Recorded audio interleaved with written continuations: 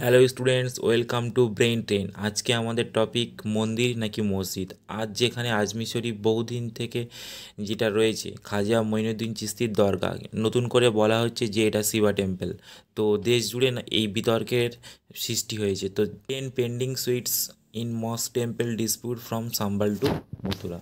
তো দেশ জুড়ে হাইকোর্ট, সুপ্রিম কোর্ট এবং নিম্ন আদালতে মন্দির এবং মসজিদ ডিসপিউটের মামলা রেজিস্টার হয়েছে। তো এই রেজিস্টারের ফলে কি হচ্ছে, কমিউনাল ক্লাস হচ্ছে, সাম্প্রদায়িক সম্প্রীতি নষ্ট হচ্ছে। রিসেন্ট আমাদের যে ঘটনাটা উত্তরপ্রদেশের সম্বলে কমিউনাল ক্লাসের হয় বহু মানুষ প্রাণ হারিয়েছে। তো এই আমাদের সাম্প্রদায়িক সম্প্রীতি রক্ষা করতে এবং দেশের ঐক্য ও বজায় রাখতে আমাদের দেশের কি আইন আছে? The places of worship act 1991। এই অ্যাক্ট অনুযায়ী কি হয়, 1947 সালের 15ই আগস্ট থেকে যে ধর্মীয় স্থান ছিল সেটাকে কোনোভাবে আর পরিবর্তন করা যাবে না। যদি মন্দির থাকে মন্দিরই থাকবে 1947 সালের 15ই আগস্টের পর। মসজিদ থাকলে মসজিদ থাকবে, গুরুদ্বারা থাকলে গুরুদ্বারা থাকবে, গির্জা থাকলে গির্জা থাকবে, বৌদ্ধ মঠ থাকলে বৌদ্ধ মঠই থাকবে, কোনোভাবে চেঞ্জ করা যাবে না।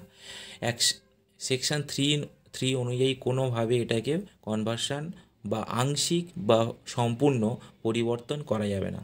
কিন্তু সেকশন 5 একটা ব্যতিক্রমী কেস, যেটা হচ্ছে রাম জন্মভূমি বাবরি মসজিদের ওপরে এটা অ্যাপ্লাই হবে না, যেহেতু এটা অনেক পুরানো মামলা, মহাবিদ্রোহ 1857 সালের পর থেকেই হয়ে আসছে।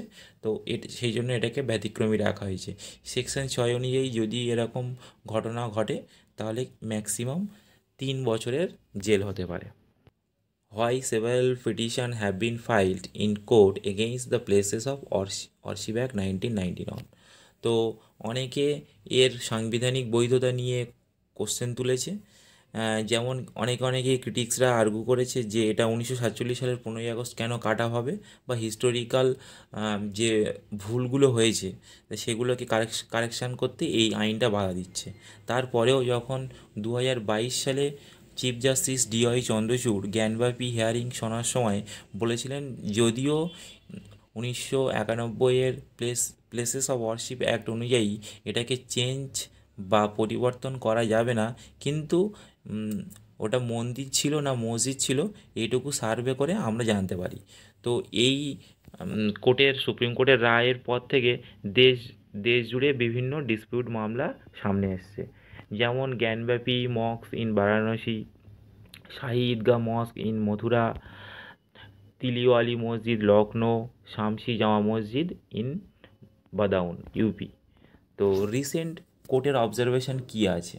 Recent court the special bench of chief justice of India Sanjiv Khanna, justice Sanjay Kumar and justice KV Viswanathan order দিয়েছেন যে কোনো নতুন করে কেস রেজিস্টার করা যাবে না ওয়ারশিপ অফ প্লেসেস অ্যাক্ট 1991। আর যেগুলো পেন্ডিং কেস চলছিল, যেমন জ্ঞানব্যাপী, মথুরা শাহী ঈদগাহ, সম্বল জামা মসজিদ, এই কেসগুলোকে লোয়ার কোর্টকে অর্ডার দেওয়া হয়েছে যে কোনোভাবে ডিসিশন না নিতে বারণ করা হয়েছে। The court also instructed the union government to submit it's counter affidavit in response to the petition challenging the places of worship act. তো গভর্নমেন্টের ইন 4 উইকস, তো গভর্নমেন্টের কাছে বলা হয়েছে যে তোমরা 4 সপ্তাহের মধ্যে তোমাদের সেন্টারের কী স্ট্যান্ড সেটা কোর্টকে জানাতে হবে। তো চ্যানেলটা ভালো লাগলে লাইক, শেয়ার এবং সাবস্ক্রাইব করে দেবে। Thank you. জয় হিন্দ।